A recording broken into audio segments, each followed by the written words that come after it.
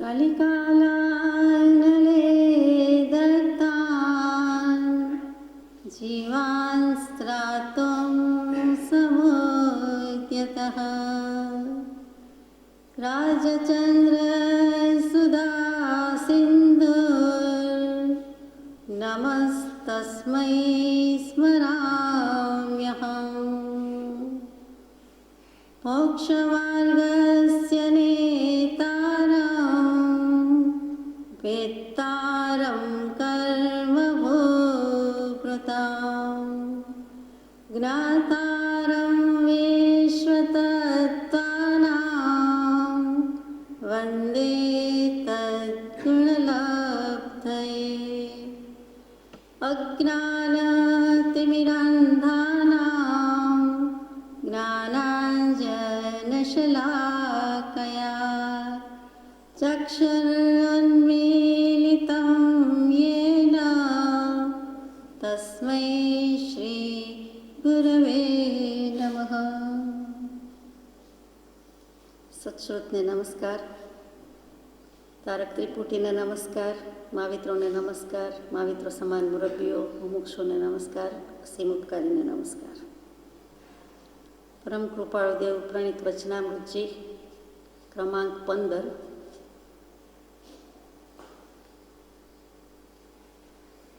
પાંચ દોહરા છે, 14-15 વર્ષની વયે લખેલા છે. પહેલું જ મૂક્યું છે, જ્ઞાની કે અજ્ઞાની જન સુખ દુઃખ રહિત ન કોઈ, જ્ઞાની વેદે ધૈર્યથી અજ્ઞાની વેદે રોય. ઘણો ઊંચો અને ગહન સિદ્ધાંત આમાં આવી જાય છે. દેખીતી રીતે બહુ જ સીધું સાદું છે, પણ ઊંડી વાત છે. જ્ઞાની અને અજ્ઞાની બંનેને સુખ દુઃખ તો આવે છે. સુખ દુઃખ વસ્તુતઃ કલ્પના છે, મનની કલ્પના છે. મનથી માનેલું આરોપિત સુખ, આરોપિત દુઃખ છે. વસ્તુનામાં કે વ્યક્તિમાં કંઈ સુખ દુઃખ આપવાની શક્તિ છે કે આપે છે એવું છે જ નહીં. જીવને પોતાને જડતું નથી. સાચું સુખ, આત્મિક સુખ, ખરું સુખ લાગ્યું નથી. એટલે પરમા સુખ બુદ્ધિ છે અને એમાંથી માને છે આ મને સુખી કરે છે, આ મને સુખ આપે છે, આ મને દુઃખી છે, આ મારા માટે દુઃખજનક છે. હકીકતમાં સુખ દુઃખ કૃપાળુદેવે અગાઉ કહી દીધું છે કે બંને મનની કલ્પના છે. કલ્પના છે, એમાં મનની અધ્યાર છે. કલ્પના અને સત બેયને જરાય ભળે નહીં. બંનેને 12 ગાઉનું આગું નહીં, પણ 12મો ચંદ્રમાંય નહીં, પણ ઘણું આગું છે. એક આપણે જાણીએ છીએ. તો અહીંયા જ્ઞાન અને અજ્ઞાનમાં પણ એટલો જ ડિફરન્સ છે.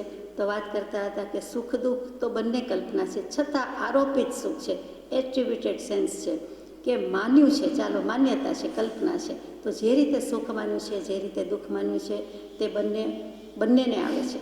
જ્ઞાની હોય તો સુખ જ હોય અને દુઃખ ના આવે એમ નથી, અને અજ્ઞાની હોય તો પણ દુઃખ જ હોય ને સુખ ન હોય એમ પણ નથી. દેખીતું પૌદ્ગલિક ભૌતિક સુખ હોઈ શકે છે, દુઃખ હોઈ શકે છે. ત્યાં સુધી તો બરાબર છે કે આપણો અનુભવ છે. પછી જ્ઞાની વેદે ધૈર્યથી અજ્ઞાની વેદે રોય. તો અહીંયા ધૈર્ય શું? આપણે કહીએ ધીરજ, ક્ષમતા. હકીકતે તો એમ જ છે. તો જ્ઞાની ક્ષમતા રાખી શકે છે, ધૈર્યથી ધીરજથી વેદે છે, રોકે છે, અને રોકે છે ને ભોગવી લે છે, એટલે કે વેદી લે છે. અને અજ્ઞાની રોઈને વેદે છે. તો અજ્ઞાની શું કામ રડે છે? એને ક્ષમતા નથી, એને મિથ્યાત્વ છે, એને જ્ઞાન નથી, એને આત્મજ્ઞાન નથી. મિથ્યા દૃષ્ટિ, મિથ્યા માન્યતા, વિપરીત બુદ્ધિ. જેમાં સુખ નથી એમાં માને છે, જેમાં નથી એમાં શોધે છે. તો જડમાં ક્યાં જડનાર? હમણાં જ આપણે ગાયું કે જડમાં શું જડે? જળ વસ્તુમાં સુખ નથી, તો જડે ક્યાંથી? એટલે ભોગવી શકતો નથી અને કે જાણી શકતો નથી. અજ્ઞાની દુઃખને દુઃખ જ ગણે છે, સુખને સુખ ગણે છે. ખરેખર બંને કલ્પના છે, અને એ રડી રડીને ક્ષમતાભાવ ન હોવાથી, સમજણ ન હોવાથી ગુમાવે છે અને ભોગવે છે.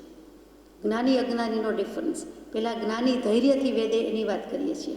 તો જ્ઞાની ધૈર્યથી વેદે એમાં સંસ્કૃત સાહિત્યમાં કીધું છે કે હે ભારત, આત્મા નામની એક નદી છે, એમાં પુણ્ય નામનો ઓવારો છે, બ્રહ્મ આત્મા તેનું નિવાસ સ્થાન, ઉત્પત્તિ સ્થાન છે, અને ધૈર્ય તેના કિનારા છે, દયા તેના તરંગ છે, મોજા છે. આત્મા નામની નદી કઈ? અહીંયા ભવસાગરની બદલે બધી નદીની ઉપમા આપી. તો આત્મા નામની જાણે કે નદી છે, તો આપણી પાસે છે, એમાં પુણ્ય છે, ઓવારો છે. એનું બ્રહ્મ એટલે આત્મા ઉત્પત્તિ સ્થાન છે કે એમાંથી જ આવેલું છે, પોતાનું જ પાણી છે, પોતાની જ નદી છે, પોતે બાંધેલા કર્મ છે. અને ધૈર્ય તેના કિનારા છે. કિનારાની વચ્ચે રહેલી છે નદી, વહી જતી નથી. એને બંધન છે અને છતાં પણ જ્યારે વહેવું છે ત્યારે તોડી નાખે છે તો ધીરજમાંથી નીકળી જાય છે. પણ કિનારા કીધા એટલે સમજી જવાનું છે કે આપણે જો તરવું હોય, કિનારે જવું હોય તો ધૈર્ય તો રાખવું જ પડે. દયા એના તરંગ છે, મોજા છે, જે વહેતું છે તેના છે. તો જે પવિત્ર પુરુષ છે, જ્ઞાની પુરુષ છે, પુણ્ય કર્મવાળો પુરુષ છે, આત્મા છે, તે તેમાં સ્નાન કરે છે અને ત્યાં પવિત્ર થાય છે. ત્યાં સ્નાન કરે છે એટલે શું? તો કે આત્મ સ્વરૂપને ઓળખી લે છે. એટલે ત્યાં ધૈર્ય હોવાથી એ પુણ્ય કયો, પવિત્ર કયો ભોગવી શકે છે. એટલે ત્યાં ધીરજની મહત્તા ગઈ. એવી જ રીતે બીજા એક શ્લોકમાં કીધું છે કે કામ ક્રોધ ગ્રાહ વતિમ પંચેન્દ્રિય જલમ નદી, પંચેન્દ્રિય જલામ નદીમ નાવમ ધૃતિમયમ કૃત્વા જન્મ દુર્ગાણી સંતર. સમજાઈ ગયું? ગુજરાતી કરું. કામ અને ક્રોધરૂપી અજગર છે, મગર છે, અને 5 ઇન્દ્રિય રૂપી વિષયનું જળ છે. અને એથી સંસાર નદીમાં, અહીંયા સંસાર સાગર નથી, નદી જ કીધી છે, નાનું કરી નાખ્યો છે સાગર. તો સંસારરૂપી નદીમાં ધૈર્યરૂપી નૌકાનો અનુભવ કરી, આશ્રય કરી અને જન્મ આદિ સંસાર આદિ દુઃખને તરી જાઓ, તરી જાઓ. સંસ્તર, સંસ્તર, સમ્યક પ્રકારે તરી જાઓ. સમવત્તા સ્તર, સંસ્તર, જેના પરથી સંથારો શબ્દ આવ્યો. એટલે અહીંયા પણ ધૈર્યનું શું કહ્યું કે ધૈર્ય કિનારા કયા, બીજી વખત ધૈર્યને નૌકા કીધી, નાવડું કીધું, સફરી જહાજ કે એમાં બેસી જવાનું છે.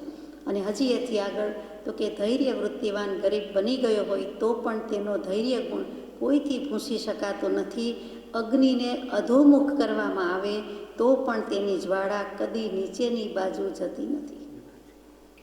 અગ્નિને દીવાની વાટ હોય કે ગમે તે અગ્નિને નીચો રાખી દઈએ કે ઉપર જાય છે જ્વાળા તો નીચું કરીએ, એટલે કે જ્ઞાની હોય, જ્ઞાની, અને એને કદાચ આવું વિકટ આવે, વિપત્તિ આવે, સંકટ આવે તો પણ, ગમે તેવું આવે તો પણ એમાં એ ચલિત થતો નથી, નીચે પડી જતો નથી.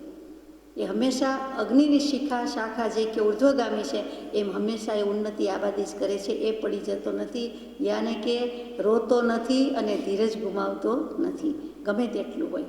અને એથી પણ અધિક હે જળ બુદ્ધિવાળા જીવ, હે જળ બુદ્ધિવાળા, એમ કરીને ઘણું કહી દીધું છે કે તું ધૈર્ય વિપત્તિ આવતા તારું નાશ પામી જાય છે અને ગુમાવી દે છે. પણ જો તારે જોવું હોય, તને એમ થતું હોય કે આ પર્વત, સમુદ્ર વગેરે છે અને એ તો ધૈર્યવાળા છે, તો તું ભૂલી જા. તારી જેમ પર્વતની માળા, શિખર અને સમુદ્ર એ પણ ધૈર્ય ગુમાવી દે છે. ક્યારે? તો કે કલ્પના અંતે, એટલે કે યુગ પલટાય છે, જ્યારે પરિવર્તન થાય છે, ત્યારે પૂતગલ પરાવર્તન થાય છે, પ્રલય થાય છે, ડૂમ્સડે કયો કે વાયરો વાય છે કે જે કંઈ છે તે 6 આરાનું પરિભ્રમણ પૂરું થાય, પછી બીજા આરા આવે, ઉત્સર્પીનું કાળચક્ર હોય તે. તો એ બધા પરિવર્તનમાં, કાળના ચક્કરમાં એ બધું ડટ્ટણ પટ્ટણ થઈ જાય છે. દરિયા ત્યાં ડુંગર ને ડુંગર ત્યાં દરિયા હોય જ છે. આ હિમાલય છે, આજે પર્વત રૂપે ગણીએ છીએ કેમ કે એમ છે, પણ વર્ષો પહેલાં ત્યાં દરિયો સાગર ભોગવતો હતો. એવી જ રીતે દરિયા ત્યાં ડુંગર ત્યાં દરિયા લગભગ થાય જ. તો આ બધી ભૂગોળની, વિજ્ઞાનની, પૃથ્વીની, ખાસ કરીને કુદરતની કરામત કહીએ છીએ તે છે. તો કે એ બધું કલ્પના અંતે અમુક સમય મર્યાદામાં નાશ પામે, એટલે કે પરિવર્તન થાય છે, એકની સ્વરૂપ બદલાઈ જાય, બીજા સ્વરૂપે થાય. પણ જ્ઞાની પુરુષનું ધૈર્યનું સ્વરૂપ તો કદી ચલિત થતું નથી. એ તો જેમ છે તેમ રહે છે, એનું અડગ ધૈર્ય છે. તો આપણે મૂળ વાત શું હતી કે જ્ઞાની વેદે ધૈર્યથી, અજ્ઞાની વેદે રોય. હવે સિદ્ધાંતની વાત, આ સામાન્યપણે વ્યવહારથી વાત હતી કે સમયસારજીમાં કુંદ ભગવાને એક ગાથા મૂકી છે કર્તા કર્મ અધિકારમાં, 75મી ગાથા છે, બહુ સુંદર છે કે પરિણામ કર્મ તણું અને નો કર્મનું પરિણામ જે તે નવ કરજે માત્ર જાણે તે જ આત્મા જ્ઞાની છે. પરિણામ કર્મ તણું અને નો કર્મનું પરિણામ છે તે નવ કરે જે માત્ર જાણે તે જ આત્મા જ્ઞાની છે. એટલે કે જ્ઞાની આ બધું કર્મ, નો કર્મ. કર્મ એટલે પૂર્વે કરેલા શુભાશુભ ભાવ બાંધેલા છે તે, પછી ઉદયમાં આવે છે, પરિણામ આપે છે, એટલે એનું ફળ ભોગવીએ છીએ, તેને ઉદય કહીએ છીએ. અને પછી નો કર્મ શું છે તો કે જે ભાવ કર્યા છે દ્રવ્ય કર્મ, પહેલાં ભાવ કર્યા એટલે ભાવ કર્મ, એથી જ્ઞાનાવરણીય વગેરે પ્રકૃતિમાં બંધાયા તે દ્રવ્ય કર્મ, અને એની સાથે સાથે એના પરિણામે જે જન્મ લેવાનું થાય છે, દેહ લેવાનું થાય છે તે નો કર્મ. નો કર્મ એટલે કર્મ નહીં, તે નેગેટિવ નહીં. નો એટલે ઈશત, અલ્પ, થોડાક કર્મ. કર્મની એટલે કે સાથે જાય છે તે એના સહચારી, કશાય નો કશાય, તેમ કર્મ નો કર્મ. તો કે આ બધું જે કંઈ છે તે જ્ઞાની માત્ર જાણે છે, કરતા નથી. આત્મા એમ સ્વીકારે છે જ્ઞાન હોવાથી કે એ બધું પરમાં થાય છે, પૂતગલમાં થાય છે, પરિણમન થાય છે, પરિણામ પામતું જાય છે, તે પર્યાય વહી જાય છે, પલટાઈ જાય છે. તે મારા નહીં, એનો કરનારો, જોનારો, જાણનારો, તટસ્થ રહી શકું, મૂલવી શકું, વિવેચન કરી શકું, વિચાર કરી શકું તેવો હું આત્મા એથી જુદો છું, એથી ભિન્ન છું.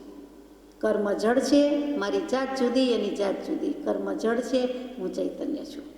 આ વાત ફરી ફરી આવે છે એટલે તે માત્ર જાણે. બીજી ગાથા લઈએ. 102 નંબરની ગાથા છે. જે ભાવ જીવ કરે શુભાશુભ તેહનો કરતા ખરે, તેવું બને તે કર્મ આત્મા તેહનો વેદક બને. ત્યાં વેદક કહ્યું એટલે ફરીથી એ જ વાત આવી કે પૂતગલ કર્મનો ઉદય થતાં જ્ઞાની તેને માત્ર જાણે જ છે, અર્થાત જ્ઞાનનો જ કરતા થાય છે, અને અજ્ઞાની કર્મોદયના નિમિત્તે થતાં પોતાના અજ્ઞાનરૂપી શુભાશુભ ભાવનો કરતા થાય છે. જ્ઞાની માત્ર જાણે છે તે જ્ઞાનભાવનો કરતા છે, પોતે જે જાણ્યું છે તેનો કરતા થયો. એ જ્ઞાનનો કરતા કયો, કર્મનો કરતા ન કીધો, જુદો કીધો. અને અજ્ઞાની શું કરે છે તો કે એને પણ આમ જોવા જાવ તો અજ્ઞાન ભાવનો જ કરતા છે. એટલે અજ્ઞાની વેદે રોય. અજ્ઞાનીને પણ દુઃખ લાગે છે, પણ એ સમજી નથી શકતો કે હું એનાથી જુદો છું. એ અજ્ઞાન ભાવ છે. એટલે મેં બાંધ્યા, મેં ભોગવ્યું, મેં બનાવ્યું, મેં રચ્યું, મેં હલાવી દીધું, મેં બગાડી નાખ્યું, મેં સુધારી દીધું. શું પણ એટલે ત્યાં હું પણ અને મારા પણ બંને છે, અજ્ઞાન છે, વિપરીત બુદ્ધિ છે, મિથ્યા માન્યતા છે.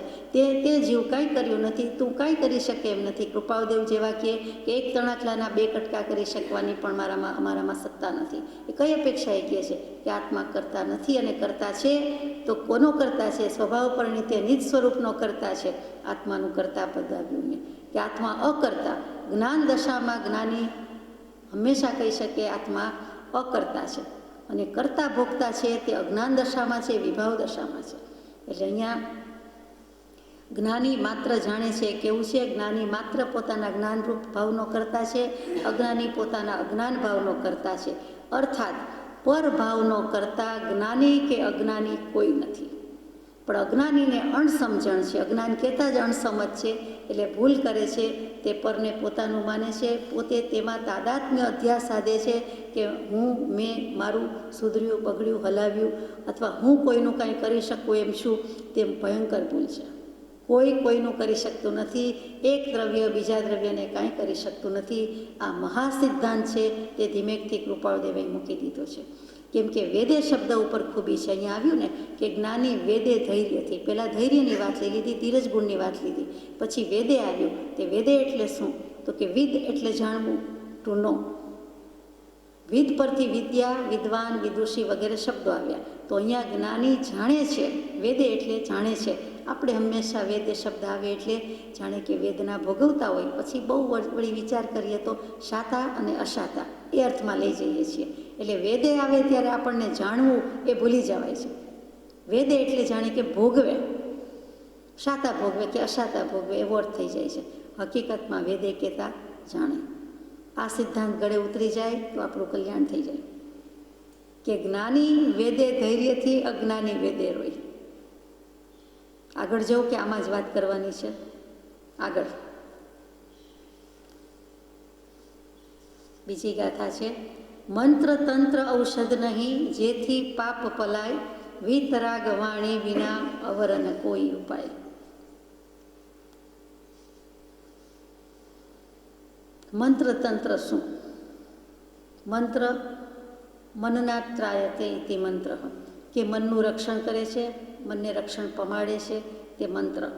કેટલાક ઈષ્ટદેવ દેવીના મંત્ર હોય, કેટલાક આડું કરવાના મંત્ર હોય, તો એને પણ મંત્ર જ કહેવાય કે કોઈના આદેશથી, કોઈની આજ્ઞાથી કેટલુંક સારું થાય, કેટલુંક ખરાબ થાય, એટલે તેનું નામ મંત્ર. તો શબ્દથી તો મંત્ર શબ્દનો સ્વીકાર કરવો પડે, પણ ભાવથી વિચારવું પડે કે તે મંત્ર આપણું કલ્યાણ કરી શકે નહીં. મંત્ર જેણે સિદ્ધ કરેલો છે તે આપે તો જ એ સિદ્ધ થાય, બાકી થાય નહીં. જેમ યોગ્ય જીવ હોવો જોઈએ તેમ જેના તરફથી આપવામાં આવે, જેમ કે પરમ કૃપાળુ પરમાત્મા તો સહજ સ્વરૂપનો વિલાસ માણ્યો, સહજ સ્વરૂપ વિલાસી થયા, સહજાત્મરૂપી થયા અને આત્મસાત કર્યું, સાક્ષાત્કાર કર્યો, ભગવાન જ થયા, પરમાત્મા જ થયા. પછી જે મંત્ર આપ્યો તે સહજાત્મ સ્વરૂપ પરમ ગુરુ. બાકી એમ નામ કોઈ આજકાલ બધા આપતા હોય છે, દેતા હોય છે, લેતી દેતી થતી હોય છે, તે વિચારવા જેવું છે. તે મંત્ર નથી, તે મંત્ર આપણું કલ્યાણ કરી શકે નહીં, એ વિચારવા જેવું છે. એવા મંત્ર તો વિતરાગવાણી સિવાયના બીજા મંત્ર હોય છે કે આ મંત્ર કરશો, આ સ્તોત્ર ભણશો તો કલ્યાણ થઈ જશે, મોક્ષે જવાશે, આટલું થશે, તો તેમ પણ નથી. મંત્ર એટલે બહુ વિચારવા જેવી વાત છે. રહસ્ય, ગુપ્ત ભેદ, આત્માનું રહસ્ય, આત્માનું ગુપ્ત ભેદ, ગુપ્ત ચમત્કાર જ સૃષ્ટિના લક્ષ્યમાં નથી. આત્માની પાસે જ રહેલો છે, ગોપવીને રાખેલું છે, સુરક્ષિત છે, આરક્ષિત છે, રિઝર્વેશન છે. પણ રિઝર્વેશન શું કામ રાખે છે? સત એક પ્રદેશ પણ અસમીપ નથી. પોતે પોતાની પાસે જાય, મેળવે, પ્રાપ્ત કરે તો એ આગળ જાય છે. તો તે મંત્રની વાત છે કે તો એ રહસ્ય પ્રાપ્ત થાય છે અને સત્પુરુષોના ચરિત્રને જે ઓળખે છે, જાણે છે, રહસ્યને પામે છે, તે પરમેશ્વર થાય છે. એમ કૃપાળુનું ટંકોત્કીર્ણ વચન છે, મહાવાક્ય છે કે જે મનુષ્ય સત્પુરુષોના ચરિત્ર રહસ્યને પામે છે, એટલે કે ભગવાનના મંત્રને પામે છે, સહજ સ્વરૂપનો પ્રાપ્તિ કરે છે, તે પરમેશ્વર થાય છે. એટલે ત્યાં સત્પુરુષોની ચેષ્ટા, સત્પુરુષોનું આચરણ, એનું ચરિત્ર, એના રહસ્યને જે જાણે છે તે તેવું થાય છે. એટલે કોઈ પણ મંત્ર કલ્યાણ કરી શકે તેમ નથી. તો કોઈ તંત્ર કલ્યાણ કરી શકે? આ તાવીજ બનાવીને આપ્યું, આ માદળીઓ બનાવીને આપ્યું, આ દોરા ધાગા દોરા કર્યા, આ દાણા જોયા મૂક્યા, એવી કોઈ પણ કલ્પના છે? અથવા તો કંઈ નાનકડું બનાવીને આપે, રક્ષા પોટલીમાં મૂક્યું છે, તમારી રક્ષા કરશે, સોગંદ શપથ લેવડાવ્યા હોય, પ્રતિજ્ઞા લેવડાવી હોય, કર્મકાંડ કરાવ્યા હોય, કેટલુંક તર્પણ કરાવ્યું હોય, કેટલુંક અર્પણ કરાવ્યું હોય, તો એમ કંઈ તંત્રનું કામ નથી. એ તાંત્રિકોની વિદ્યા, તાંત્રિકોનું જ્ઞાન તાંત્રિકો પાસે. ભૂલમાંય એ ચક્કરડામાં પડવું નહીં. આપણે તો પડી એવા છીએ જ નહીં. તાંત્રિક આપણને કાંઈ કરી નાખે એના કરતાં આપણે એને કંઈક ન કરી શકીએ. મંત્ર તંત્ર શું કરે?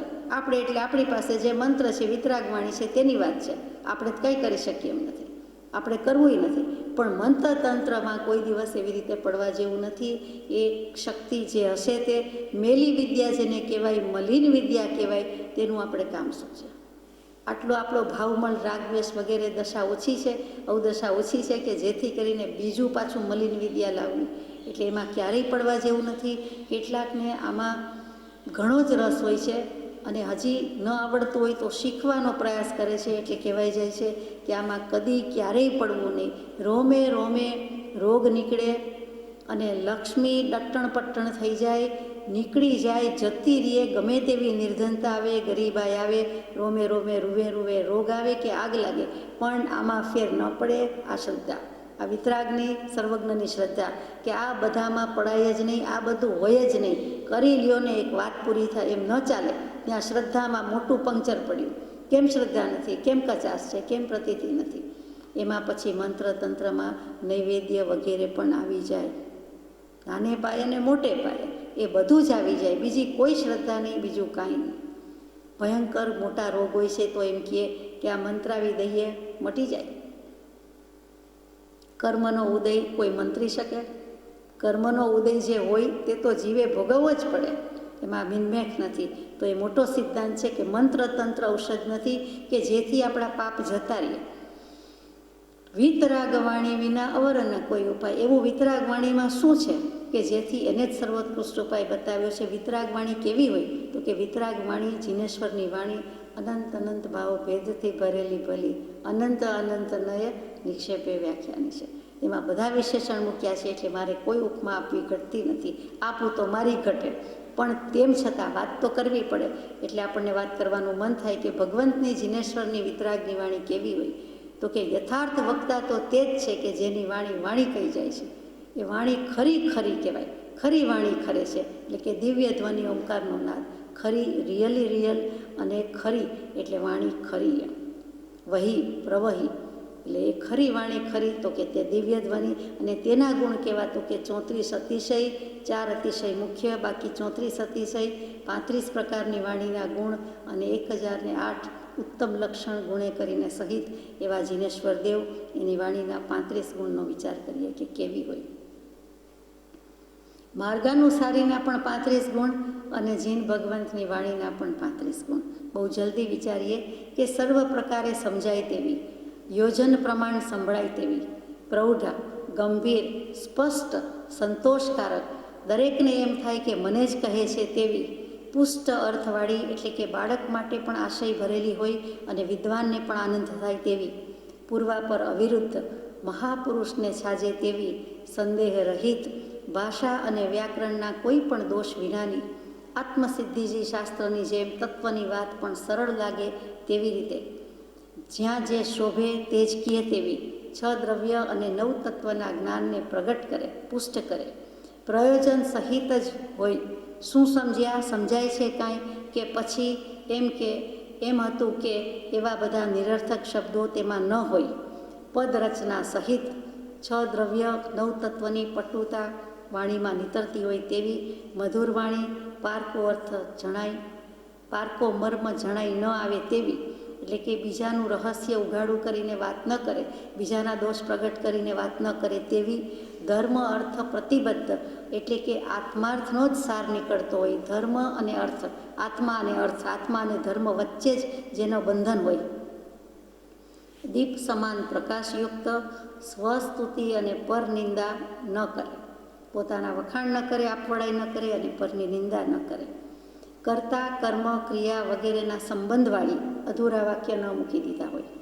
આશ્ચર્યકારી, અપૂર્વ, પ્રભાવક, દોષરહિત, વિલંબ રહિત, પદના અર્થને અનેક રીતે સમજાવે તે, અને ભ્રાંતિ રહિત, પોતપોતાની ભાષામાં સમજી જાય તેવી, સાહસિકતા પ્રગટાવે તેવી, પુનરુક્તિ દોષ ન થાય તેવી, અને સાંભળનારને ખેદ ન થાય તેવી.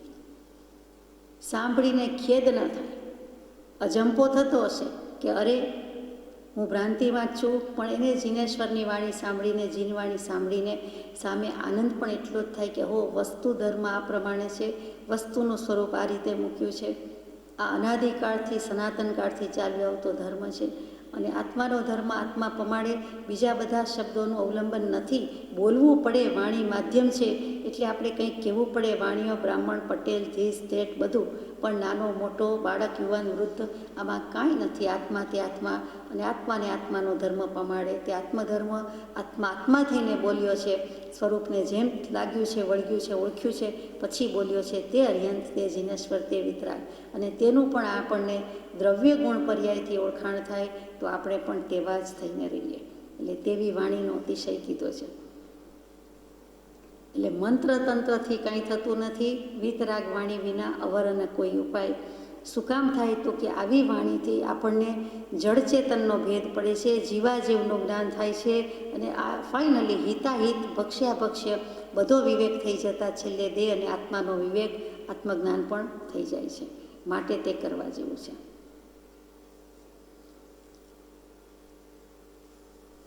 ત્યાર પછીનું એની સાથે જ અનુસંધાનમાં છે તે લઈએ.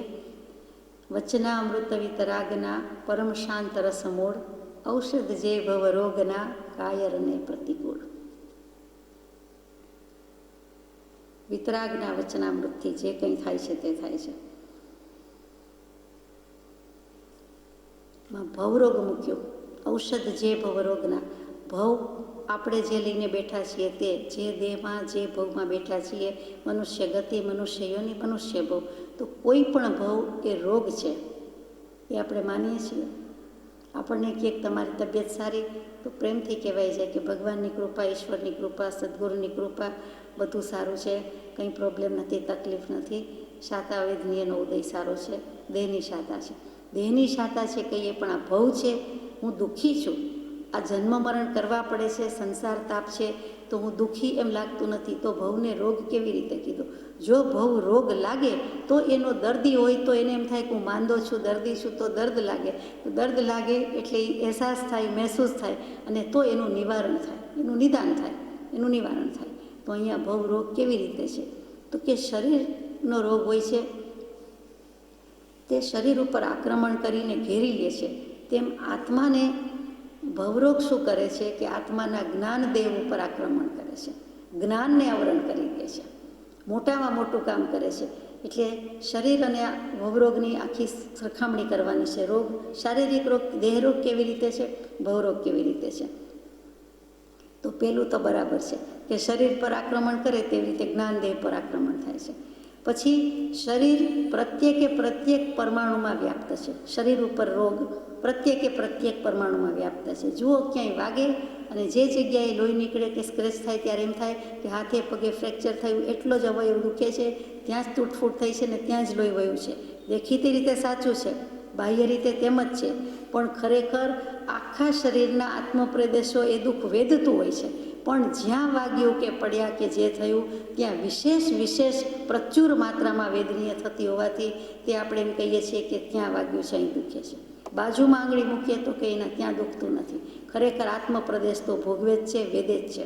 તો કે કોઈ પણ દેહરોગ છે તે પ્રત્યેક પરમાણુમાં વ્યાપ્ત છે, તેમ ભવરોગ છે તે આત્માના પ્રદેશે વ્યાપ્ત છે. પછીની સરખામણી આવે છે કે દેહરોગ છે એ શરીરની શક્તિને ક્ષીણ કરી દે છે, નૂર ઉડાડી દે છે, ધાતુને શોષી લે છે. તો જે ભવરોગ છે એ પણ આત્માનો સ્વભાવ છે, આત્મ સ્વભાવરૂપી ધાતુ છે, સ્વ સ્વભાવરૂપી ધાતુ છે. જેમ શરીર 7 ધાતુ 7 ઉપધાતુનું બનેલું છે, તેમ આત્મા છે તેનો આત્મ સ્વભાવ છે એ ધાતુ કહેવાય છે. અને એને પણ એ શોષી લે છે, ચૂસી લે છે, એનું નૂર ઉડાડી દે છે. અને શરીર ક્ષીણ થઈ જાય છે તેમ આત્મા જાણે કે માંદો લાગે છે. ખરેખર આત્માનો વાળ વાંકો થતો નથી, પણ આત્મ સ્વભાવના ભાનમાં આવી શકતો નથી. તેવી જ રીતે દેહરોગ છે એ દોષનો પ્રકોપ કરે છે, દોષ પ્રકોપ્યો છે એમ કહીએ. કયો દોષ છે? તો કે કફનો છે, વાતનો છે, પિત્તનો છે, એમ દોષ પ્રકોપ જે છે. તો અહીંયા ભવરોગ છે એ પણ જીવને રાગ અને દ્વેષના દોષરૂપી પ્રકોપ કરે છે. કાં તો રાગનો પ્રકોપ છે, કાં તો દોષનો પ્રકોપ છે. એવી જ રીતે દેહરોગ છે તે પથારી વશ કરે છે, પાંગડો કરે છે, પરતંત્ર કરે છે. તો ભવરોગ છે એ પણ શરીરની શૈયામાં પથારી કઈ તો કે શરીરે જ પથારી એમાં સુવાડી દે છે. અને પરપુદ્ગલને હિસાબે બીજા ઉપર અવલંબિત હોવાથી પરતંત્ર, પાંગડો અને પંગુ જ છે એને બનાવી દીધો છે. એક લાઇટ જેવી લાઇટ, ઇલેક્ટ્રિસિટી ન હોય, થોડી વાર ન હોય તો પણ આપણે કેવા પંગુવત લાગીએ છીએ, કેટલા બધા કાર્ય અટકી જાય છે. એમ દરેક વસ્તુમાં છે. તો ત્યાં પથારી એ દેહને જ પથારી કીધી, આત્મા છે અને દેહને જ શૈયા કીધી, અને એમાં જાણે સૂઈ જાય છે અને પરપુદ્ગલમાં જ સુવાળો થતો જાય છે, પાંગડો થતો જાય છે. ત્યાર પછી દેહરોગ છે એમ જેમ સિકલ ફેરવી નાખે છે, ઓળખાય જ નહીં, વ્યક્તિ એવી થઈ જાય છે, શરીર ઓળખાય જ નહીં. તો આત્માની અસલિયત એટલે એની સિકલ એ પણ બદલી નાખે છે, એ ભવરોગ છે. જન્મ જરા મરણથી તરત જ ગતિઓની બદલાઈ જાય છે, દેખાવ બદલાઈ જાય છે, અને શરીર પહેલાં બાલ્યાવસ્થા, પછી યુવાવસ્થા, પ્રૌઢાવસ્થા, વૃદ્ધાવસ્થા એમ પણ સિકલ બદલાઈ જાય છે. એમ આમાં પણ આત્માના ગુણોની અસલિયતપણું જતું નથી, પણ એ બદલી નાખે છે, રૂપાંતર કરે છે. એના મૂળ સ્વભાવમાં, એના શુદ્ધ ઉપયોગમાં આવવા દેતા નથી, રહેવા દેતું નથી. એ ભવરોગ છે તે. પછી શરીરને જેમ કેટલાક નક્કી કારણ કલાપ છે, એટલે કે કારણ સમૂહ છે કે આટલા કારણે દર્દ થયું છે, રોગ થયો છે. તેવી રીતે તે રોગના કારણ છે. ધારો કે મળ સંચય કયો છે, તો આત્માને શું છે? તો કે આત્માને ભાવ મળ છે, રાગ દ્વેષ ઇત્યાદિ છે, અજ્ઞાન છે, તે બધો ભાવમળ છે. પેલો દ્રવ્યમલ લાગે છે, અહીંયા ભાવમળ લાગે છે. એવી રીતે શરીરમાં દોષ પ્રકોપ થાય છે, તેમાં પણ રાગાદિક ભાવો થાય છે, તે થાય છે.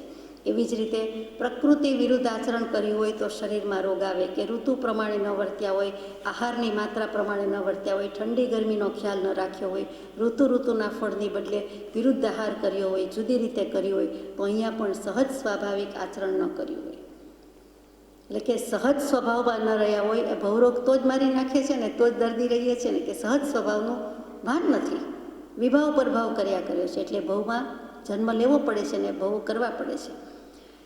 પછી જેમ અગ્નિની મંદતા, અન્નની અરુચિ વગેરે દેહરોગમાં થાય છે, તેવી જ રીતે આત્માના તેજની મંદતા થઈ જાય છે અને સન્માર્ગ પ્રત્યે, ધર્મ પામવાના માર્ગ પ્રત્યે અરુચિ આવે છે. આજે જગતના જીવોને મોટે ભાગે પરમાર્થ પામવા પ્રત્યે અરુચિ છે, અણગમો છે. અરે છૂટવાના કામી થવા નીકળે છે, આવે છે, તેને પણ પરમાર્થ પ્રાપ્તિ માટે હજુ જોઈએ તેવી જિજ્ઞાસા નથી, એવી કોઈ તમન્ના નથી, એવી કોઈ ભાવના નથી કે હું કંઈક સમજું, હું કંઈક પામું અથવા તો મારે મારા આત્માનું કરવાનું છે, એવું લગભગ નથી. ઉપલક બાહ્ય ક્રિયા કરી જાય છે, પણ ખરેખર આત્મત્વ પ્રાપ્તિ કે આત્માના તેજની મંદતા વર્તે છે. પછી જેમ શરીરને કંઈ રોગ થાય છે તો મોડ આવે છે, વમન થાય છે, તેવી રીતે સત્વચન પ્રત્યે અણગમો આવે છે અને સ્વરૂપના વિસ્મરણ રૂપી વમન થાય છે. પોતે પોતાને ભૂલી જાય છે અને બીજું બધું કર્યા કરે છે. હૃદયમાં જેમ શૂળ ભોંકાય છે અને હાંફ ચડે છે, તેમ દ્વેષરૂપી શૂળ ભોંકાય છે અને સન્માર્ગ પ્રત્યે ખેદરૂપી હાંફ ચડે છે. એ બહુ સમજાય તેવી વાત છે કે હૃદયમાં શૂળ ભોંકાય છે, અહીંયા પેઇન થયું કે હાર્ટનું તો આપ વધારે જાણો છો, હાંફ ચડે છે એ ખબર પડે છે, તો દ્વેષરૂપી શૂળ છે એ દેખાતું નથી. ઘણીવાર રાગરૂપી શૂળ દેખાતું નથી, અહીંયા દ્વેષરૂપી શૂળ દેખાતું નથી. અને પછી ખેદરૂપી હાંફ ચડે છે. કોના પ્રત્યે ખેદ છે? ભવ ખેદ નથી, ભવનું તો આક્રમણ છે. સન્માર્ગ પ્રત્યે, સત પ્રત્યે એને ખેદ જ રહ્યા કરે છે, એટલે હાંફ ચડે છે કે હું પામ્યો નથી, હું કેમ પામીશ, તો એ પણ હાંફ ચડ્યો જ કહેવાય. પછી દેહરોગમાં જેમ પ્રાણનો અવરોધ થઈ જાય છે અને જોરથી શ્વાસોચ્છ્વાસ ચાલે છે અને શરીર પાછું પડી જાય છે, ખાંસી કફ પડે છે, તો એવી જ રીતે જ્ઞાન દર્શન રૂપી પ્રાણ છે, આત્માના ભાવ પ્રાણ છે, એ અવરોધાય છે. ભવરોગ હોવાથી આત્માના જ્ઞાન દર્શન રૂપી પ્રાણનો અવરોધ થાય છે અને જન્મ મરણ રૂપી શ્વાસોચ્છ્વાસ ચાલે છે. કષાય રૂપી ખાંસી આવે છે અને વિષય રૂપી કફ પડે છે. જ્ઞાની પુરુષોએ, શાસ્ત્ર કરતા પુરુષોએ, હરિભદ્ર સુરીજીએ આ બધી તુલના કરવામાં કંઈ પાછું વાળીને જોયું નથી, બાકી રાખ્યું નથી. આપણે તો સારાંશ રૂપે વાત કરીએ છીએ, એનાથી થાકી જઈએ છીએ, પણ ભવરોગ હેરાન કરે છે કે ભવરોગી છીએ તે ભાન રહેતું નથી. હવે એમ થાય કે આ વાત પૂરી થાય તો સારું, પણ કેવું છે કે દેહનો ભવરોગ અને દેહરોગ એક બાજુ ભવરોગ મૂક્યો છે. રુધિરાભિસરણ એટલે શું કહીએ? બ્લડ સર્ક્યુલેશન એ બરોબર નથી એમ કહીએ છીએ. શરીર પાંડું થઈ જાય છે, એનેમિક થાય છે, નિસ્તેજ બની જાય છે. તો અહીંયા પણ શુદ્ધ ચૈતન્ય પ્રવાહરૂપી બ્લડ સર્ક્યુલેશન બરોબર નથી. ચૈતન્યની ધારા છે તે એક સરખી વહેતી નથી, એ અવરોધાય છે, એને લોક પ્રમાણ અંતરાઈ રહ્યા છે, એ બરાબર ચાલતું નથી. અને એને કારણે શરીર એટલે કે આત્મા, આમ જુઓ તો જેમ શરીર નિસ્તેજ પાંડુ છે, તેમ આત્મા પણ નૂર વિનાનું, તેજ વિનાનું, પાંડુ, એનેમિક, ક્ષીણ થઈ ગયેલો છે. શરીર ક્ષીણ થાય છે તેવો જ આત્માની શક્તિમાં કોઈ ફેર પડતો નથી, અનંતી છે, પણ કંઈ ખપ લગાવતો નથી, સતમાં ઉપયોગ કરતો નથી, એટલે આવું બધું થઈ જાય છે. ચૈતન્યની ધારામાં ભંગાણ પડી જાય છે. જેમ દેહરોગ છે તેમ મગજનું ઠેકાણું નથી. ચક્કર આવે છે, ગાંઠપણ પણ આવે છે, ખસી પણ જાય છે અને પોતાનું ભાન ભૂલી જાય છે અને પડી પણ જાય છે, ગબડી પણ જાય છે, સનેપાત પણ ઉપડે છે. એ ત્રિદોષ સન્નિપાત કહેવાય છે. તો એવી રીતે આત્માને પણ સ્વરૂપમાં સ્થિતિ નથી, તો એનું ઠેકાણું શું છે? પોતે પોતાના ભાનમાં નથી, પ્રમાદ જ છે. સ્વરૂપથી ભ્રષ્ટ થયો છે તો પ્રમાદ છે. પેલું મગજનું ચક્ર ખસી જાય છે એમ કહે છે, ચક્રમ કહે છે, તો અહીંયા પણ સ્વરૂપનું સેન્ટર છે, તે સ્વભાવ વગેરે પણ ખસી ગયેલો છે. એના મૂળમાં તો આવતો જ નથી. મૂળ ઉપયોગમાં કે શુદ્ધ ઉપયોગમાં આત્માના જે મધ્યમાં રહેલા છે શરીરમાં, નાભી પ્રદેશો કહીએ, મધ્ય પ્રદેશો કહીએ, એમાં તેનો ઉપયોગ આવતો નથી. એટલે એ પણ ચક્ર બંધ પડ્યું છે, જાણે કે ચક્રનું ઠેકાણું નથી. સ્વનું ભાન ભૂલે છે, પરને પોતાનું માને છે અને પ્રલાપ કરે છે, બડબડાટ કરે છે, કલ્પના જલ્પના કર્યા કરે છે, રાગ દ્વેષ અને મોહરૂપી ત્રિદોષ કરે છે અને એનું પરિણામ તે સન્નિપાત છે, બીજું કાંઈ નથી. જે સત સન્નિપાત ભાવ કહીએ છીએ તે છે. 5 ભાવ, છઠ્ઠો સાન્નિપાતિક ભાવ, તો કે આત્માને પણ આ સાન્નિપાતિક ભાવ લાગુ પડ્યો છે. પેલો ભવરોગ અને પેલો દેહરોગ. પછી શરીરના રોગમાં જેમ ખસ ખુજલી વગેરે થાય છે, વિષય વિકાર આવે છે, તો એવી રીતે અહીંયા પણ કહે છે કે ખસ અને ખુજલીનું કામ શું છે? તો કે ચડ આવે, તો કે વિષયોની ખસ થાય અને ખંજવાળ આવે, ચડ આવે, તે વિકાર ભાવ થાય છે. ભોગની ઈચ્છા થાય છે, કાંઈ પણ 5 ઇન્દ્રિયના ભોગવવાની ઈચ્છા થાય છે, તે ખસ ખુજલી જ છે. અને આમ વિવિધ વિકારો થયા છે. અને જે કંઈ શરીરના કોઈ પણ નિદાન ન થાય એવા પણ કાંઈક તકલીફ છે, કાંઈક દર્દ છે, કાંઈક રોગ છે એમ કહીએ છીએ, એટલે કે વિવિધ વિકારો કહી દઈએ છીએ. એવી રીતે ભવરોગમાં પણ વિવિધ વિકારો શું છે તો કે ગતિ સ્થિતિ ગતિ યોની ગમે તે ભવે ગમે તે જીવ ગમે તે ગતિમાં જાય છે. નાના નાના પ્રકારના અનેકવિધ પ્રકારના રંગબેરંગી ચિત્ર વિચિત્ર તરેના જાતપાતના જીવ જન્મ લે છે, ભોગ કરે છે. એ શું છે તો કે વિકારો છે. જન્મ અને મરણ, વચ્ચે આવ્યું તે જરા અને પહેલાં આવ્યું તે ગર્ભ અવસ્થા, આવા કોઈને કોઈ રીતે વિકાર ભાવ ભજે છે. એક ગતિમાંથી બીજી, બીજીમાંથી ત્રીજી, એમ અનંતકાળ કાઢી નાખ્યો છે. તો અહીંયા વચનામૃત વિતરાગના પરમ શાંત રસ મૂળ ઔષધ જે ભવરોગના કાયરને પ્રતિકૂળ. જે ભવરોગી છે એના માટે દવા આ એક જ છે, અને તેમ છતાં જે કાયર છે, એટલે કે ત્યાં કાયર કહેતા આળસુ પ્રમાદી એ બધા કીધા છે, મુખ્ય પ્રમાદી કીધા છે. એને અનુકૂળ લાગતું નથી, એને આ વાણી ગમતી નથી, પણ બીજાને ગમે છે. હેમચંદ્રાચાર્યજીએ પ્રમાદનો એક અર્થ એવો કર્યો છે કે ધર્મ પ્રત્યે અનાદર. એ સાંભળવાની રુચિ તો નહીં, પણ આદર જ નહીં. એ આદરવા જેવું છે, એને માન આપવા જેવું છે, સન્માનનીય છે એવું પણ લાગતું નથી. તો એ પણ એક મોટો પ્રમાદ છે, અને મોટા ભાગના જીવોને એ પ્રમાદ તો છે જ. એટલે તેમાં પણ રહેવા જવા જેવું નથી. તો વિતરાગના વચનામૃત છે એ વિષયનું વિરેચન કરાવનારા છે, વિષયનું વમન કરાવનારા છે. એટલે કાયરને ન ગમે, એમને થાય કે એ રસ્તે આપણે જવું નથી, આપણો રસ્તો બરોબર છે, સંસારનો બરોબર છે, મોક્ષનો લાડવો લેવા જવું નથી, પણ એને પ્રતિકૂળ લાગે છે. હકીકતમાં ઉપાય તો આ જ છે. શું કામ તો કે પરમ શાંત રસ મૂળ. જે પરમ શાંત રસ કીધા, સાહિત્યના નવરસમાં છેલ્લો રસ કહી દીધો, શાંત રસ. આત્મા બધા રસ ભલે ભજે, પણ એનો મૂળ સ્વભાવ શાંત થવાનો છે.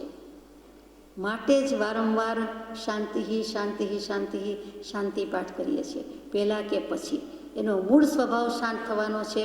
એ ભ્રાંતિમાં છે, પણ એનો સ્વભાવ તો શાંત જ છે. પાણી ગમે તેટલું ગરમ કરો, પણ થોડી વાર પછી સ્વભાવે શીતળ. એ ઠંડુ પડી જવાનો સ્વભાવ છે, ભલે આઈસ કોલ્ડ ન થાય, પણ ઠંડુ તો પડે જ, એ ગરમ તો રહી શકતું જ નથી. એનું ઉષ્ણતામાન તો ઓછું જ થતું જાય. તો એવી રીતે આત્માનો સ્વભાવ પણ શાંત થવાનો છે. પણ સર્વ વિભાવ પર્યાયમાં માત્ર પોતાને અધ્યાસથી ઐક્યતા થઈ છે, એટલે સ્વસ્વરૂપનું ભાન રહેતું નથી. આ વચનામૃત વિતરાગની વાતમાં છેલ્લે જે કેવું છે તે કૃપાળદેવે તો કહ્યું જ છે 839માં પત્રમાં, અને પરમ પૂજ્ય બ્રહ્મચારીજીએ પ્રજ્ઞાબોધમાં કહ્યું છે,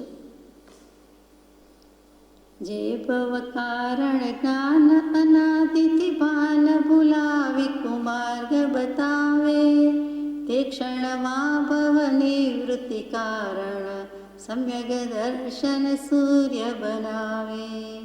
સમ્યક દર્શનનું પણ કારણ સદ્ગુરુદેવ કૃપાળુ નિવાણી. સર્વ અપૂર્વ સુહેતુ નમો ગુરુ રાજપદે ઉર ઉલટાણી. શું આવ્યું કે સમ્યક દર્શન વિના મોક્ષ નથી. સમ્યક દર્શનનું કારણ પણ જો કોઈ હોય તો પરમ કૃપાળદેવની વાણી છે કે અનંતકાળથી જે જ્ઞાન ભવ હેતુરૂપ થતું હતું, તેને સમય માત્રમાં જાત્યંતર કરી ભવ નિવૃત્તિરૂપ કર્યું. એ કલ્યાણ મૂર્તિ સમ્યક દર્શનને નમસ્કાર.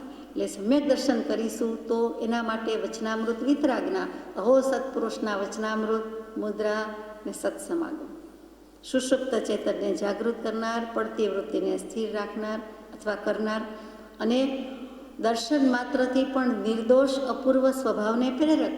એટલે ત્યાં અપૂર્વ સ્વભાવની પ્રાપ્તિ, નિર્વિકલ્પ સ્વભાવની પ્રાપ્તિ, અને અંતે અયોગી સ્વભાવમાં સ્થિતિ કરાવે છે.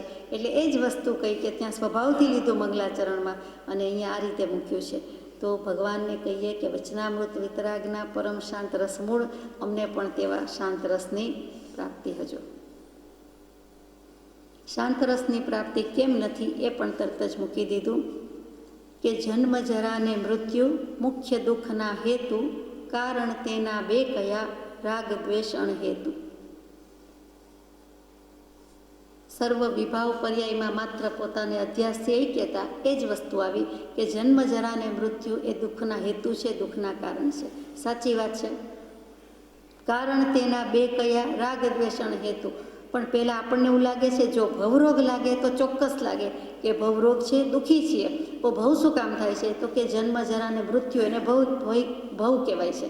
તો શું કામ થાય છે તો કે રાગ દ્વેષ અણહેતુ.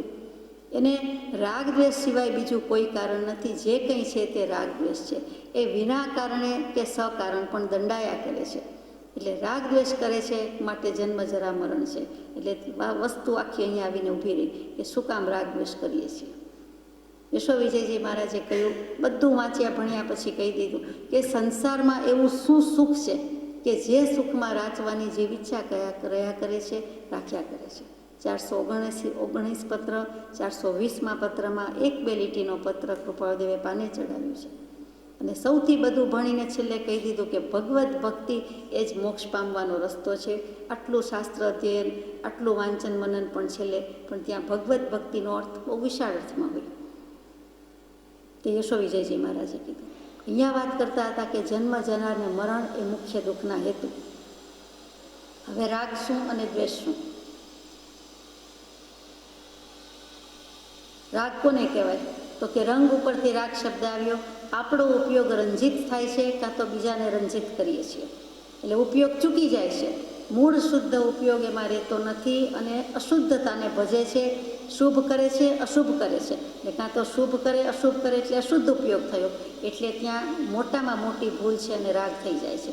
રાગાધિક ભાવો ત્યાં જે ઉપયોગ ચૂક્યો છે તો જ રાગાધિક ભાવો થાય.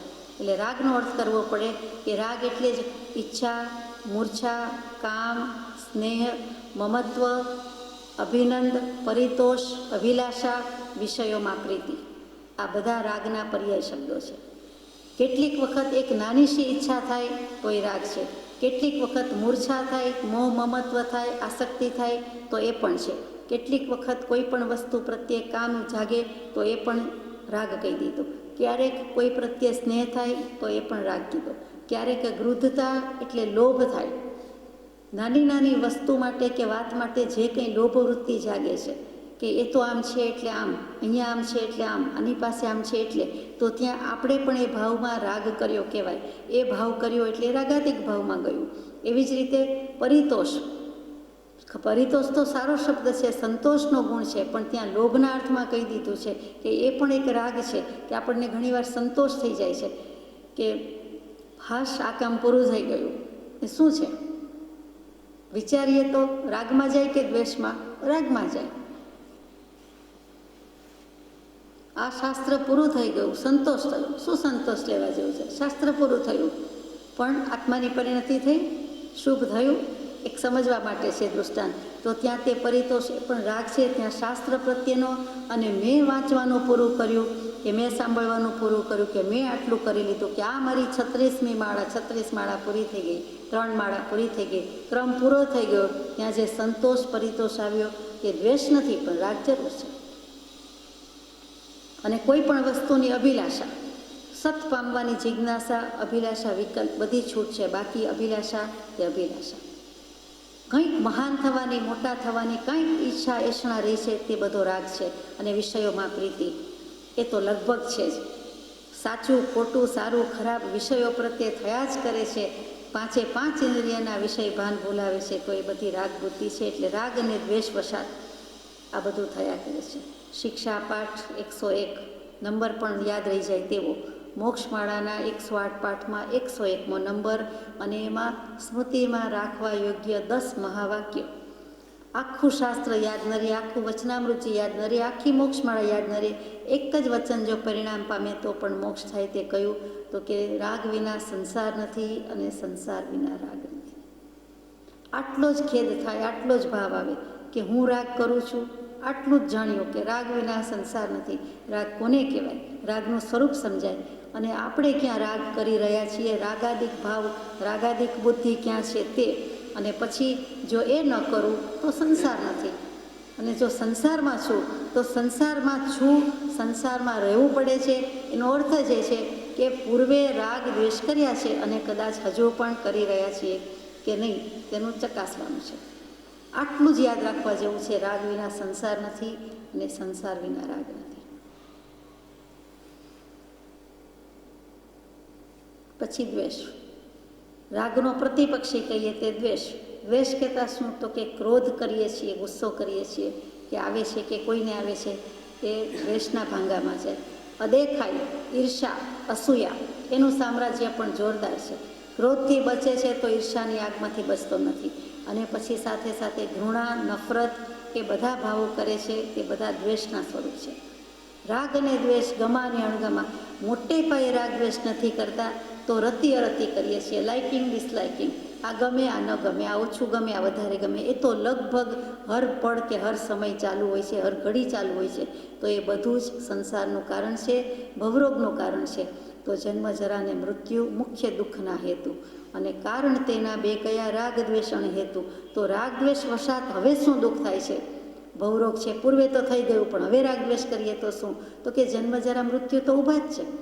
તો જન્મનું જ દુઃખ છે એવું છે. જન્મ લેતા પહેલાં ગર્ભનું દુઃખ ઓછું નથી. ગર્ભની વેદનાનું વર્ણન વાંચીએ તો હાજા ગગડી જાય તેવું છે. આપણને આ ભવે જન્મ્યા તો યાદ નથી, એ કેટલું બધું આશ્ચર્ય છે. તો ગર્ભના દુઃખથી તો માણસને જાતે સ્મરણ જ્ઞાન સાથે હોય તો પણ આત્મા ભૂલી જાય છે. આગલા ભવનું યાદ હોય, માનો કે સમાધિપૂર્વક દેહ છોડ્યો હોય અને બધું યાદ હોય, પણ માતાના ઉદરમાં ગર્ભ અવસ્થામાં જે સંકળાશમાં રહેવું પડે છે, જે બધી બાબતનું દુઃખ છે, અંધકારનું દુઃખ છે, સંકળાશનું દુઃખ છે, બે તો મોટામાં મોટા દુઃખ છે. અને પરતંત્રતા અને પરવશતા, આપણને એમ થાય સમજતું નથી એમ લાગે છે, બાકી સમજણ નથી. એ બધું વેદવું પડે છે આત્માને. તો એ બધા દુઃખ છે, એમાંથી ગર્ભના દુઃખ પૂરા કરીને માંડ જન્મવા જાય છે. તો જન્મતી વખતનું દુઃખ ગર્ભ કરતાં અનંત ગણું છે. એ યાદ ન રહ્યું. માનો કે ગર્ભ અવસ્થા સુધી જાતિસ્મરણ જ્ઞાન છે, માતાના ઉદરમાં બધું યાદ છે, સાંભળે છે, અભિમન્યુની જેમ કે સુખદેવજીની જેમ કે બીજા અનેક આત્માઓની જેમ, પણ પછી જન્મતી વખતના દુઃખમાં કેટલાક જીવ ભૂલી જાય છે. એટલું બધું અનંત દુઃખ જન્મથી બાકી હતું. તો સીધી જરાવસ્થા લીધી. યુવાવસ્થાના દુઃખ ઓછા નથી, પણ જીવને લાગવાના જ નથી, એટલે ભગવાને લખ્યા જ નથી. એમાં તો એને દુઃખ હોય એવું કંઈ જગતમાં કે પોતાને લાગતું જ નથી, એટલે એ માને જ નહીં, લખે જ નહીં ભગવાન. પછી સીધું જરા અવસ્થા, એ તો પ્રત્યક્ષ નિહાળીએ છીએ. જન્મના દુઃખ યાદ નથી રહેતા, ગર્ભના યાદ નથી, અને મરણના આપવું એ ફેર ડૂબ ગઈ દુનિયા, એટલે ખબર નથી. વચ્ચે જે રહ્યું તે જરા અવસ્થા, જરી જરી કરતાં જરા અવસ્થા આવે છે. સમય સમયે જીવ મોટો થાય છે. પહેલેથી જ ઓલ્ડ, હા old is he, she, it કહીએ છીએ. જન્મતા મેં જ કે કેવડો થયો, કેવડી થઈને કેવડું થયું. તો ત્યાં જૂનું જ છે. સમય સમયે મોટો થાય છે, જૂનો થાય છે, અને છેલ્લે જરી જરી કરતાં જરા અવસ્થા આવી જાય છે, તે વૃદ્ધાવસ્થા આવી જાય છે. વૃદ્ધ તો બોલાય જ નહીં, પણ સારો શબ્દ છે. વધતું ચાલ્યું, બધું વધતું ચાલ્યું તે વૃદ્ધ. તો જ્ઞાન વૃદ્ધ, ધર્મ વૃદ્ધ, તેવી રીતે દેહ વૃદ્ધ થયો, એ જરા અવસ્થા આવી. એના દુઃખ તો આપણે બીજાના જોઈએ છીએ, પોતાને કદાચ ન આવી હોય તો ખબર નથી. જોઈને જ જીવને વૈરાગ્ય આવી જાય છે. ગૌતમ બુદ્ધ જેવું આપણને પણ થઈ જાય એવું છે. ઓહો, આ અવસ્થા આવે છે. આ અવસ્થા પણ જીવે અનંતી વાર તો પસાર કરી છે, અને પાછી પણ આવશે અને પસાર કરવી પડશે. તો જન્મ, જરા અને પછી આવ્યું તે મૃત્યુ. એ દુઃખ પણ ઓછું નથી. ગમે તેટલું જલ્દી મૃત્યુ આવી જાય, 1 મિનિટમાં આવે, 1 સેકન્ડમાં આવે, કે સિવિયર હાર્ટ એટેક અને ત્યારે ને ત્યારે દેહ છૂટી જાય, પ્રાણવટ છૂટી જાય, તો પણ તેને તે સમય પૂરતી, તે સેકન્ડ પૂરતી પ્રચુર વેદના થઈ હોય, લોક આખાની વેદના થઈ હોય, એ કહી શકતો નથી, કેવા ઊભો રહેતો નથી, દેહ છૂટી જાય છે, પણ તેને વેદના તો છે જ. એટલે દુઃખ ઓછું નથી. મરણનું દુઃખ કોઈને એમ લાગે કે શાંતિથી ગયા, આત્મ પ્રદેશોને દેહ પાસેથી છૂટું પડવાનું આવે, દેહમાંથી નીકળી જવાનું આવે, એટલે જેવી તેવી વાત નથી. એક જરાક નહીં જેવું વાગ્યું હોય અને બેન્ડેજ લગાવ્યું હોય, અને એ ઉખેડીએ છીએ પેલી પટ્ટી, અને તોય એક રોમરાજી 2-3 ઉખડી જાય, અથવા તો ચોંટી ગઈ હોય તોય બધાને સિસકારો બોલી જાય છે, ચિત્કાર ભણી જાય છે, ચિત્કાર નીકળી જાય છે. તો પછી આ ક્ષીરનિરની પેઠે આત્મપ્રદેશો આટલા બધા વણાયેલા રહેલા હોવાથી, અને એને જ્યારે બહાર નીકળી જવાનું છે, ત્યારે જેવી તેવી વાત નથી. છૂટું પડવાનું દુઃખ છે, નથી એમ નહીં. તો આવા બધા દુઃખ, આ દુઃખનું વર્ણન કરીએ, વાંચીએ, તો આપણને ઓછામાં ઓછું 1 અઠવાડિયું તો જમવાનું ભાવે નહીં, અને ઊંઘ તો આવે જ. આપણે એવા ડિપ્રેશનમાં જવું નથી, એવી નિરાશાના સૂર કાઢવા નથી, પણ આ બધામાં જઈ આવ્યા છીએ, અનંતી વાર ભોગવીને આવ્યા છીએ, અને તેમ છતાં આજે યાદ ન હોવાને કારણે, તો ભગવાને કહ્યું છે માન્ય તો થઈ શકે ને, આપણને યાદ નથી, પણ જો એ માન્ય કરી લઈએ તો રાગ દ્વેષ હવે કરીએ નહીં, કે આટલું બધો દુઃખનો દરિયો જ છે, દુઃખનો દાવાનળ જ છે, તો હવે મારે ભવ જોઈતો નથી, ભવ જોઈતો નથી તો હવે રાગ દ્વેષ કરવાના નથી. એ જ વસ્તુની શિખામણ પરમ કૃપાળુ દેવે પરમ પૂજ્ય સૌભાગભાઈને પરમ દશા વર્ણન પહેલાં મૂકી છે કે આ દેહે કરવા યોગ્ય કાર્ય તો એક જ કે કોઈ પ્રત્યે કિંચિત માત્ર રાગ ન રહે, દ્વેષ ન રહે. બસ સર્વત્ર સમદશા વર્તે અને એ જ મુખ્ય નિશ્ચય છે, એ જ કલ્યાણ છે. સર્વત્ર સમદશા વર્તે. સર્વત્ર એટલે સર્વ સ્થળે અને સર્વત્ર એટલે સર્વ સમયે. અત્ર એટલે અહીંયા અને આ સમયે બંને થાય. સ્થળ પણ લે છે અને સમય પણ લે છે. તત્ર એટલે ત્યાં, એટલે તે સ્થળે અને પછી તે સમયે બંને વસ્તુ આવે. એટલે ભગવાને કેવું કહી દીધું કે સર્વત્ર સમદશા વર્તે. આપણે જ્યાં બેઠા છીએ, જેટલાને ઓળખીએ છીએ એમ નહીં, આ પરિવાર આ ભાવ એમ નહીં, પણ 14 રાજલોકમાં સર્વ સ્થળે અને સર્વ સમયે સમદશા વર્તે. એક સમય તે સૌ સમય ભેદ અવસ્થા જોઈ. એટલે ભગવાને છેવટની વાત લખી દીધી. કૃપાળુ દેવે સૌભાગભાઈને એવું લખ્યું ત્યારે છેવટનું અલ્ટિમેટ કેવલ જ્ઞાન અને મોક્ષની વાત મૂકી દીધી છે. ત્યાં જેવી તેવી વાત નથી. આપણને સામાન્ય લાગે કે સર્વત્ર સમદશા વર્તે. શું કામ સમદશા વર્તે? અને સર્વત્ર તમે સમભાવ રાખજો એમ નહીં. સમમાં બધું આવી ગયું અને અહીંયા સર્વત્ર સમભાવ વર્તે. એ પહેલાંના કોઈ પત્રમાં પણ લખ્યું છે કે સમપણું એ મુખ્ય વાત છે અને સમપણું લાવવું, સમપરિણતિ રાખવી, સમભાવ રાખવો. આપણે શરૂઆત પણ ત્યાંથી જ કરી છે આજે કે જ્ઞાની વેદે ધૈર્યથી, અજ્ઞાની વેદે રોઈ. એ જ વસ્તુ અહીંયા કહી છે. અને છેલ્લો દોહરો છે અહીંયા કે નથી ધર્યો દેહ વિષય વધારવા, નથી ધર્યો દેહ પરિગ્રહ ધારવા. રાગ દ્વેષનું કારણ શું? જન્મ જરા મરણ એ ભવરોગ. એના કારણમાં રાગ દ્વેષ. રાગ દ્વેષ થાય છે શું કામ? તો આપણે સીધી સાદી અર્થમાં કહીએ કે સમજણ નથી, જ્ઞાન નથી, ભાન નથી, વગેરે વગેરે. માનો કે થોડુંક પણ વાંચી સાંભળીને બુદ્ધિથી, અભિપ્રાયથી લીધું છે કે આ કરવા જેવું નથી, તો પણ કેમ થાય છે? તો અહીંયા કહી દીધું કે થયું તે થયું, પણ નથી ધર્યો દેહ વિષય વધારવા. હવે આ દેહ લીધો છે કે આટલા દાયકા તો ગયા, એમાં જેટલું કર્યું તેટલું થયું. હવે વિષય વધારવા માટે મારો દેહ નથી. વિષય શું? વિષય એટલે તો સબ્જેક્ટ કહીએ તે. અહીંયા વિષય શું? વિષિણવંતી સ્વ આત્મકતયા વિષયીણમ સંબધ્નંતી ઇતિ વિષય. વિષ સમાન છે, ઝેર સમાન છે, જેને બધી રીતે બાંધી દે છે અને ઝેર વડે બાંધી દે છે આ ભવમાં અને પરભવમાં, તેનું નામ વિષય. વિષ, ઝેર, એક ભવમાં કદાચ દેહ ત્યાગ થશે, શરીર છોડીને જવું પડશે, કદાચ વિષ ભક્ષણ થઈ જાય કે વિષનો પ્રયોગ થઈ જાય, અથવા તો કોઈ આપણને આપી દે અને જવું પડે તો આ દેહ છૂટી જાય, ભવ પૂરો થઈ જાય. પણ વિષયો છે એ તો આપણને ભવો ભવ રખડાવનાર, રજડાવનાર છે. એક ભવ, બીજો ભવ, ત્રીજો ભવ થયા જ કરે છે. આ ભવના વિષય પ્રવર્તનના કામ જે કર્યા છે તેને કારણે જે ઉદય આવશે તે ઉદય એક ભવે પણ આવે, બે ભવે પણ આવે ને કોઈ વાર 100, 1000, 500 ભવ પછી પણ આવે, જો એટલા ભવ બાકી હોય તો.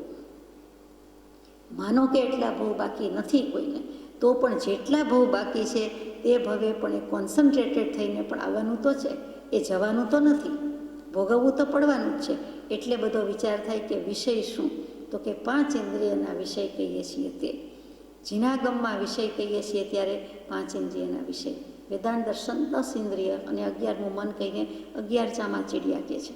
આપણે અહીંયા 5ની વાત લઈએ. મુખ્ય તો 5 જ છે, જે કાયા, જીભ, નાક, આંખ અને કાન એ 5 ઇન્દ્રિયના વિષય છે. એ 5 ઇન્દ્રિયના વિષય કેટલા કહેવાય? તો કે 23 વિષયો છે. બૃહદ આલોચનામાં બોલીએ છીએ કે 5 ઇન્દ્રિયના 23 વિષયો, 240 વિકારો છે. એ 23 વિષય કેવી રીતે થાય? આપ જાણો છો તો લેવું નથી. સ્પર્શેન્દ્રિય, કાયા, જીભ, નાક, આંખ ને કાન, એટલે સહેલું પડે યાદ રાખવામાં. તો કે કાયાના કયા વિષય? સ્પર્શના, સેન્સ ઓફ ટચ. તો આપણને થાય કે હલકો ભારે લાગે, સુંવાળો લાગે, કર્કશ લાગે, પથ્થરનો સ્પર્શ હોય, ખડકનો સ્પર્શ હોય, અને બાજુમાં વેલ્વેટ કે સિલ્ક પડ્યું હોય કે કોટન પડ્યું હોય, બધાના સ્પર્શમાં ફરક છે. એવી જ રીતે ઘી તેલને તમે ટચ કરીએ તો આપણને જે સ્પર્શની ફિલિંગ જે થાય છે એ ચિકાસ લાગે છે, સ્નિગ્ધ લાગે છે. અને બિલકુલ રેતી કે સિમેન્ટ હોય છે તો આપણને રાખ હોય છે તો એકદમ જ કોરી જુદી લુખી લાગે છે. તો સ્પર્શના 8 પ્રકાર કયા? એ સ્પર્શેન્દ્રિયના એકમાત્ર કાયાના 8 વિષય કયા? પછી રસેન્દ્રિય એટલે જીભના વિષય 5 કયા? મુખ્ય 5 કહી દીધા. જે આપણે સ્વાદ લઈએ છીએ તે તીખો, ગળ્યો, કડવો, ખારો વગેરે. અને કસાયેલો મૂક્યો છે, તુરો કહીએ છીએ તે, તો એ 5 કહી દીધા. પછી કાયા જીભ પછી નાકથી શું છે? તો કે સુગંધ અને દુર્ગંધ, એ 2 વિષય આવ્યા. આંખના શું છે? તો કે આંખથી તો અનંતી વસ્તુ દેખાતી હોય, તો કેવી રીતે લેવું? તો કે એનો વર્ણ જ લીધો, એનો વાન લીધો, એનું કોમ્પ્લેક્શન લીધું, કે એનો કલર જ કહી દેવાનો કે કાળો, સફેદ, લાલ, લીલો, મુખ્ય 5 કલર કહી દીધા. કે જે નજર પડે છે તો પહેલું તરત જ કલર દેખાય છે, રંગ દેખાય છે, તે લઈ લીધું. અને પછી છેલ્લે શ્રોતેન્દ્રિય કાન, એના 3 વિષય લીધા. કે ચેતનથી થતો શબ્દ અવાજ, અચેતનથી થતો અવાજ અને જળચેતન બંનેથી થતો અવાજ. આ વ્યક્તિ બોલે છે, આપણે બોલીએ છીએ, પક્ષી બોલે છે, તો એ બધો એકનો અવાજ, એટલે એક થયું, એ ચેતનનો અવાજ થયો. જળનો અવાજ તો કે આ મશીન શરૂ થયું તો મશીનનો અવાજ, પથ્થર પડે, કાચ ફૂટે તો એનો અવાજ, તો એ જળનો અવાજ થયો, શબ્દ થયો. અને પછી બંને મિક્સ કેવી રીતે? તો કે કોઈ ગાનાર ગાય છે અને સાથે સાથે કંઈ ઇન્સ્ટ્રુમેન્ટ વગાડે છે, તો એ ગાતા પણ જાય છે, એટલે ચેતનનો અવાજ છે, સાથે સાથે સામે જે કાંઈ વાજિંત્ર છે, વાદ્ય છે, એ વગાડે છે તો એનો પણ અવાજ નીકળે છે. એ બંને અવાજ સાથે નીકળે છે, સાથે સંભળાય છે, બંને જુદા હોવા છતાં, એટલે મિશ્ર શબ્દ થયો. એટલે શબ્દના 3 વિષય થયા, એટલે 5 ઇન્દ્રિયના 23 વિષય. અને અહીંયા દિગંબર આમનાયમાં 27 વિષય કહે છે, ત્યાં શ્રોતેન્દ્રિયના 4 વિષય વધારાના મૂક્યા. એમણે સચેત અચેતને મિશ્ર અવાજ લેવાની બદલે સારે ગમ પદ નિશા, કે દુનિયામાં કાંઈ પણ બોલાય છે, સંભળાય છે, તો આ 7 સુર સિવાય 8મો સ્વર કે સુર નથી. આ 7 જ સ્વર છે, એ સિવાય કોઈ પણ વાણી, કોઈ પણ ભાષા હોય, પણ આ 7 સિવાય 8મો છે જ નહીં. એટલે પછી સંગીતની સૃષ્ટિ પ્રમાણે આત્માના સંગીતની વાત ચાલે છે, તો એ વિષય 7 લીધા છે. એટલે ત્યાં 23ની બદલે 27 થાય છે, 3ની બદલે 7 લીધા છે. અને 28મો વિષય દિગંબર શાસ્ત્રોમાં કોઈ વાર મૂકે છે, તે મન. શું કામ? તો કે મનનો પર્યાય શબ્દ છે અનિન્દ્રિય, જે ઇન્દ્રિય નથી તે. તો કે અનિન્દ્રિયમાં ઇન્દ્રિય શબ્દ તો આવ્યો, એટલે શાસ્ત્રકર્તા કહે છે કે ઇન્દ્રિયમાં લેવું પડે, 5 ઇન્દ્રિયના વિષયમાં એને લેવું પડે. કે મન તો અધિષ્ઠાતા છે, 5 ઇન્દ્રિયોનો અધિષ્ઠાતા છે, એટલે એને લેવું પડે. ભલે અનિન્દ્રિય શબ્દ છે પણ એને લેવું પડે, એટલે એમણે 28મો વિષય ગણ્યો. એટલે 240 વિકાર અથવા 252 વિકાર પણ વાંચવામાં આવશે. જો 3 વિષય લઈએ, 23 વિષય લઈએ તો 240 વિકાર, 27 વિષય લઈએ તો 252 વિકાર. તો આ 5 ઇન્દ્રિયના વિષયમાં તો ઘણું પ્રવર્તન છે. અને કૃપાળુદેવે 384માં પત્રમાં લખ્યું કે શબ્દાદિ 5 વિષયની પ્રાપ્તિની ઈચ્છાએ કરી જેના ચિત્ત અત્યંત વ્યાકુળપણે વર્તે છે, એવા જીવોનું જ્યાં વિશેષપણું દેખાવું છે, એવો જે કાળ તે આ દુષ્મ કાળ છે. શબ્દાદિ 5 વિષયની પ્રાપ્તિ, ત્યાં ઊંધેથી લીધો ક્રમ, કાનથી શરૂ કર્યું. કાયા જીભ નાક આંખ કાનની બદલે કાનથી શરૂ કર્યું. શબ્દ આદિ 5 વિષયની પ્રાપ્તિ, એટલે કે ઇન્દ્રિયના વિષયની પ્રાપ્તિ, એના ભોગની પ્રાપ્તિ અને અપ્રાપ્તિ, એને કારણે જીવને સુખ દુઃખ રાગ દ્વેષ થયા કરે છે. અને તે એવા જીવો વધુ હોવાથી, આ કાળમાં વધુ હોવાથી દુષ્મકાળ છે. દુઃખે કરીને સુખ પ્રાપ્ત થાય તેનું નામ દુહુ સમકાળ. દુહુ દુઃખ, મુશ્કેલીથી, અને સમ જ્યાં સમભાવ થાય, સમપરિણતિ થાય, એ માંડ માંડ થાય, સમનું સુખ માંડ માંડ થાય, તેનું નામ દુષ્મકાળ. વિષયનો વિષ તો અતિ દારૂણ. દારૂણ શબ્દ નાની પુરુષ લખે ત્યારે આપણને લાગી આવે કે દારૂ, શરાબ કેટલો ખરાબ. તો અહીંયા દારૂણ, દારૂથી પણ ખરાબ, મદથી પણ ચડિયાતું. એટલે વિષયો વિષરૂપી હોવાથી અતિ દારૂણ છે. અને જેના વડે આત્મા વિભાવ ભાવરૂપી પરાભવ પામતો પામતો જન્મો જન્મ જ્ઞાન ચેતનાને મેળવતો નથી. ત્યાં મુખ્ય વાત આવી કે વિભાવ જ કર્યા કરે છે, વિભાવ પરિણતિ કર્યા કરે છે, વિભાવથી હાર પામી જાય છે. એટલે જન્મો જન્મ જ્ઞાન ચેતનાની પ્રાપ્તિ નથી, ને જ્ઞાન ચેતનાની પ્રાપ્તિ નથી એટલે સમ્યક દર્શન નથી. તો આપણને કઈ ચેતના છે? મુખ્ય 3 ચેતના, જ્ઞાન ચેતના, જ્ઞાન ફળ, કર્મ ચેતના અને કર્મ ફળ ચેતના.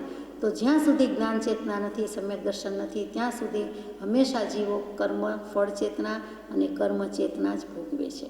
તો એ તો કરવા યોગ્ય નથી. એટલે વિષયો રખડાવે છે. નથી ધર્યો દેહ વિષય વધારવા, નથી ધર્યો દેહ પરિગ્રહ ધારવા. પરિગ્રહની વાત તો બહુ થઈ છે, ફરીથી પણ લઈશું.